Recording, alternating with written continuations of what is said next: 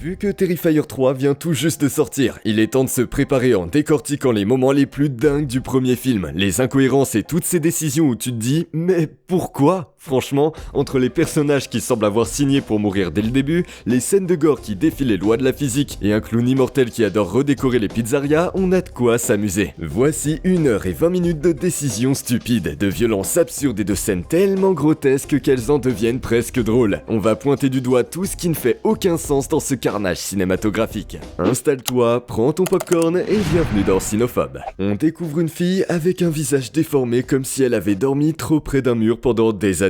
Et que fait-elle? Elle arrache les yeux de la journaliste qui l'interviewe. Tranquille, si tu espérais une intro subtile, tu peux oublier. Ici, on est direct dans le vif du sujet. Ensuite, nous voici plongés dans la nuit d'Halloween. Parce que bien sûr, Halloween, quelle soirée originale pour un film d'horreur. On fait la connaissance de nos futures victimes, Tara et Dawn.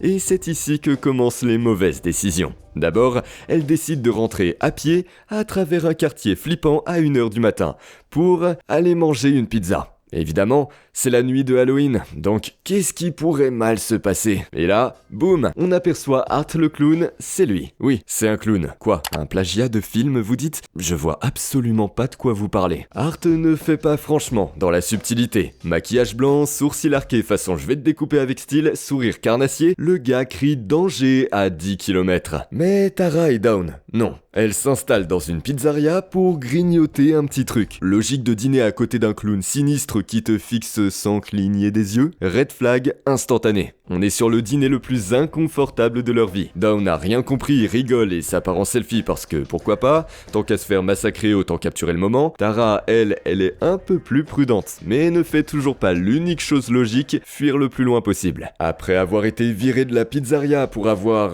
redécoré les toilettes, Art est prêt à passer à la vitesse supérieure. Il tue les employés de la pizzeria en un clin d'œil. Pourquoi les employés n'ont-ils pas appelé la police après avoir viré un type aussi louche? Bonne question, mais ils paient le prix de leur imprudence de la manière la plus spectaculaire possible. Tête coupée, une pizza d'intestin sur le comptoir, bref, un carnage en cuisine. Ces meurtres se passent à 2 pas de la rue principale, dans un restaurant. Étonnamment, personne dans le coin ne semble s'inquiéter des bruits de massacre. Aucune sirène, pas de police, pas un seul passant curieux. Peut-être que tout le monde est trop occupé à manger des bonbons. De retour chez nos héroïnes, parce qu'il fallait bien que l'histoire avance, et quoi de mieux qu'un pneu à plat pour forcer Tara à chercher des toilettes dans un immeuble abandonné où même les rats ont décidé de ne pas vivre. Bon, logique, un immeuble délabré la nuit, c'est parfait pour une petite pause pipi. Et c'est là que les choses partent en sucette complète. Dawn reste seule dans la voiture. Art, évidemment, la retrouve, et surprise, il l'endort et l'enlève. De retour dans l'immeuble abandonné, parce que c'est là que la vraie fête commence. Mais aussi, pourquoi avait-elle décidé de se séparer? Pourquoi personne ne crie pour alerter les voisins ou n'essaie de s'échapper? Ces personnages semblent avoir décidé de mourir avant même le début du film. S'ensuit alors une série de scènes aussi gore que ridicules. Art réussit à se téléporter, ou est juste incroyablement rapide, mais bon, à ce stade, on essaie même plus de comprendre. Est-ce que ses grandes chaussures ne font aucun bruit quand il court? Ou bien est-ce que tout le monde autour de lui est juste extrêmement sourd? Bref, vient la scène la plus marquante ou traumatisante, celle où Dawn, suspendue à l'envers, est littéralement sciée en deux par Art avec une scie à métaux, que je ne vais pas vous montrer pour des raisons évidentes de censure. Ok, les gars, soyons sérieux une seconde. Avec une scie à métaux de ce genre, il faudrait des heures pour couper un corps en deux comme ça, surtout sans parler des os, des organes internes et de, disons, les lois de la physique. Mais il fait ça comme s'il était en train de sculpter du beurre. Mais on est là pour l'absurde, pas la physique. Tara, après avoir vu sa pote se transformer en puzzle humain, tente de s'échapper et se retrouve dans un jeu du chat et de la souris. Le problème, c'est que le chat est un clown tueur avec une palette d'outils digne d'un magasin de bricolage. Elle se fait assommer, étrangler et même attaquer à coups de couteau. Elle continue à courir comme si de rien n'était. Le film te donne l'impression qu'une bonne dose d'adrénaline peut transformer n'importe qui en surhomme. Elle ne faiblit qu'au moment précis où le scénario en a besoin, c'est-à-dire quand il est temps de mourir de manière spectaculaire.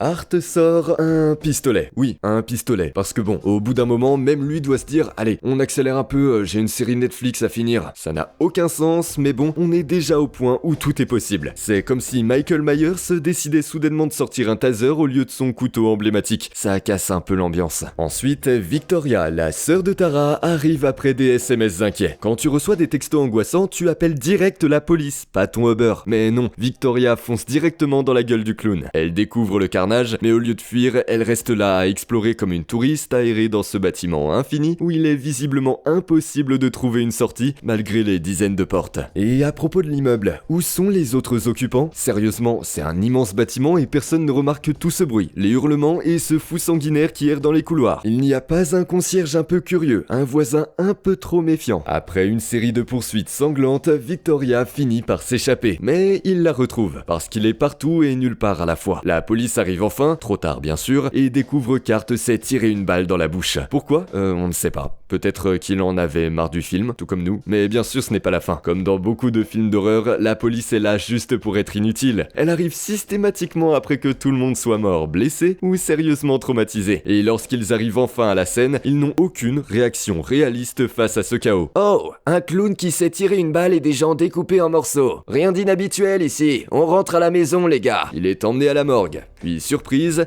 ce n'est pas un simple clown tueur. C'est aussi un clown immortel. Est-ce qu'on l'apprend? Non. Est-ce que ça a du sens? Toujours pas. Est-ce qu'on s'en soucie à ce stade?